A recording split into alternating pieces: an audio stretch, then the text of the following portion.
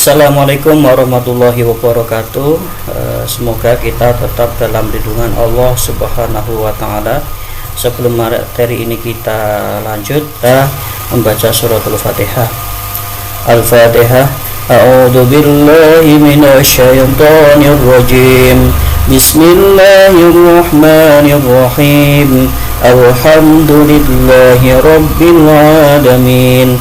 Ar-Rahmanir-Rahim. Maliki yaumiddin. Iyyaka na'budu wa iyyaka nasta'in. Ihdinas siratal mustaqim. Siratal ladzina an'amta 'alaihim ghairil maghdubi 'alaihim waladdallin. Amin. Rabbi israh li sadri wa yassir li amri wahlul 'uqdatam min lisani yafqahu qawli. Rabbi zidni ilma warzuqni fahma bi rahmatika ya arhamar rahimin.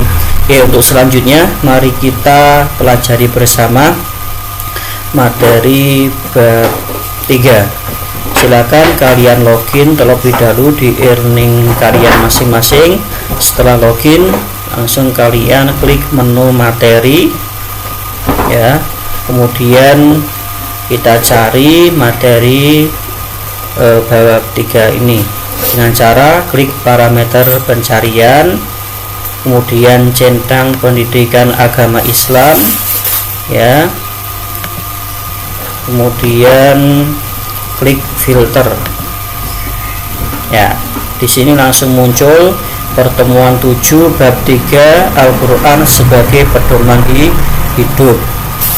Untuk membaca dan mempelajarinya silakan klik detail di samping kanan ya. Silakan kalau sudah seperti ini, silakan pelajari materi ini dengan cara klik materi selengkapnya. Nah, ini merupakan LKS kalian yang saya foto kemudian saya jadikan PDF ya. Saya ingatkan untuk LKS nya disimpan sampai semester 2 ya. Semester 1 selesai ya, ini tetap disimpan karena mungkin di LKS lain di semester 1 ini sudah ganti, tapi untuk agama Islam sampai semester 2. Oke, mari kita pelajari bersama, yaitu bab 3 mengenai Al-Quran sebagai pedoman hidup ya. Yang A, kita baca iman kepada kitab Allah ya. Perlu diketahui, kita review ulang di masa kecil kalian mungkin sudah tahu atau lupa tentang iman kepada rukun iman ya, 6 rukun iman. Mungkin ada yang lupa, saya ingatkan lagi bahwa rukun iman itu ada 6. Yang pertama iman kepada Allah, yang kedua iman kepada malaikat Allah, yang ketiga iman pada kitab-kitab Allah, yang keempat iman kepada rasul-rasul Allah, yang keempat iman kepada hari kiamat, dan yang keenam adalah iman qada dan qadar Allah ya. Nah, iman pada kitab-kitab Allah ini merupakan rukun iman yang ketiga, dan perlu kita ketahui kitab-kitab Allah, yaitu iman kepada kitab-kitab Allah berarti lebih dari satu, yaitu yang harus kita imani ada 4 kitab suci ya. Yang pertama kitab Zabur, Taurat, Injil, kemudian Al-Quran. Walaupun kita mempunyai kitab Al-Quran ya, berarti kita harus mengimani juga terhadap kitab yang lain, yakni Zabur, Taurat, Injil ya. Karena kenapa? Karena kitab Al-Quran ini tidak terlepas dari kitab-kitab terdahulu. Kitab Al-Quran ini merupakan penyempurna dari kitab terdahulu ya. Sekali lagi, kita harus mengimani kitab-kitab Allah kitab-kitab Allah itu ada 4. Kitab Zabur diturunkan pada Nabi Daud yang berisi doa, zikir, dan pengajaran dan hikmah. Nah, ini dijelaskan dalam surat Al-Isra ayat 55. Kemudian kitab Taurat diturunkan kepada Nabi Musa yang berisi tentang petunjuk dan cahaya kebenaran. Ini dijelaskan dalam surat Al-Maidah ayat 45. Kemudian kitab Injil diturunkan kepada Nabi Isa yang berisi petunjuk dan kebenaran. Ini dijelaskan dalam surat Al-Maidah ayat 46. Kemudian kitab Al-Quran ini ini merupakan kitab yang diturunkan kepada Nabi Muhammad yang berisi ajaran-ajaran Allah yang memberi petunjuk dan bimbingan yang benar pada manusia sepanjang masa. Ini dijelaskan dalam surat Al-Fusilat atau surat ke-41 ayat 41 sampai 42. Ya. Jadi kitab-kitab ini, kitab Zabur, Taurat, Injil ini sama-sama ajarannya yaitu mengesahkan Allah atau mentauhidkan Allah, ya. Jadi sama, intinya sama.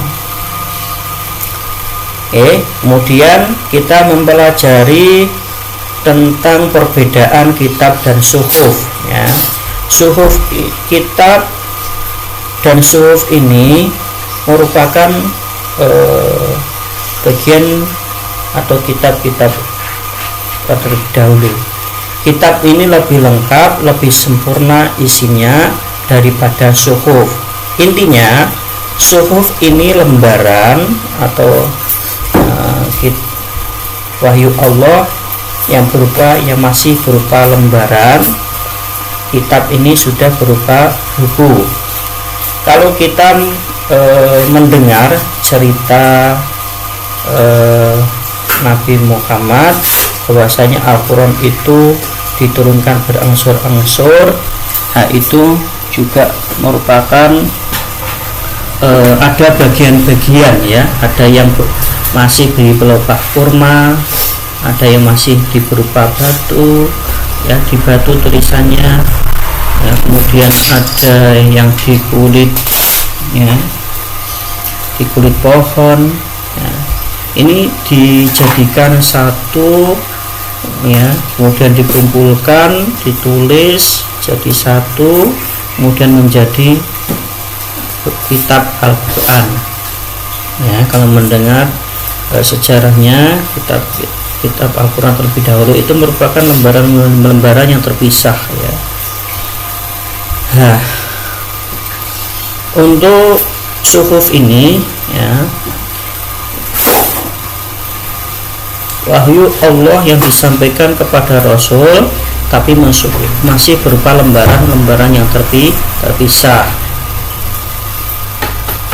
Kemudian untuk kitab ini adalah wahyu Allah yang disampaikan kepada para rasul yang sudah berbentuk buku atau kitab, ya.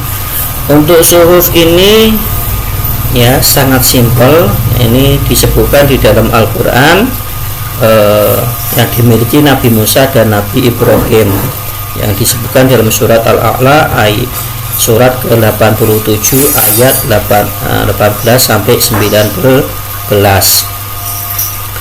A'udzu billahi minasyaitonir rajim. Bismillahirrahmanirrahim.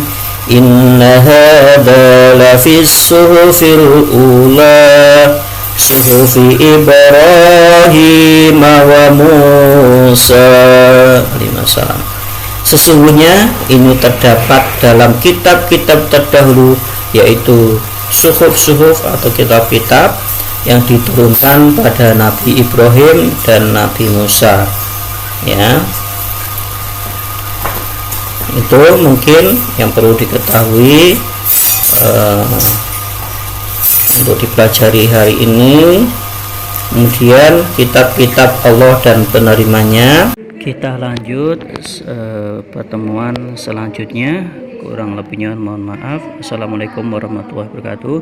Jangan lupa subscribe-nya, ya. Terima kasih.